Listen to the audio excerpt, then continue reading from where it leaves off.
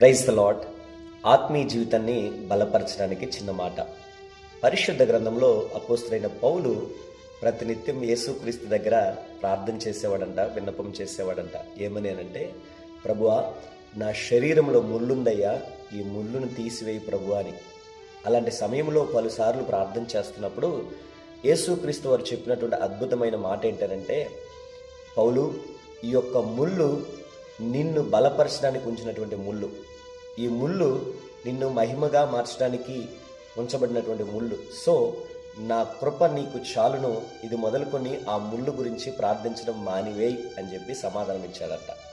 ప్రియ దైవబిడ్డలారా, మనం కూడా కొన్నిసార్లు మన యొక్క శరీరంలో ఉంటున్నటువంటి ముళ్ళుల గురించి బాధపడుతూ ఉంటాం, ప్రతి నిత్యం వేదన చెందుతూ ఉంటాం. ప్రభు పేరున మీకు మనవి చేసేది ఏంటంటే, మీ శరీరంలో ఎలాంటి ముళ్ళు ఉందో తెలియదు నాకు.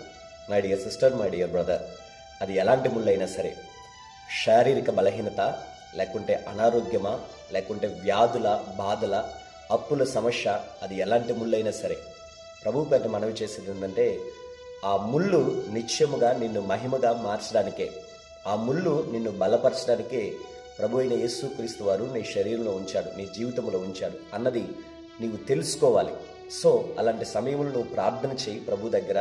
నిత్యముగా నా ప్రభు ఆయన యొక్క కృపతో నిన్ను బలపరిచి, అపోస్తలుడైన పౌలుతో చెప్పినట్లుగా నా కృప నీకు చాలును అని చెప్పి నిత్యముగా నీతో కూడా అభయం ఇవ్వగలిగినటువంటి శక్తివంతమైన మాటతో కూడా నిన్ను ఉద్ధరిస్తాడు. ఆ కృపను నీ పైన విస్తారంగా కురిపిస్తాడు. అట్టి కృపను పొందుకొని ఆత్మీయ జీవితంలో ముందుకు నడవలసిందిగా ప్రభువుపేట మనవి చేస్తూ ఈ మాటలు ముగిస్తున్నాను. దేవుడు మిమ్మల్ని దీవించునుగాక. ఆమేన్.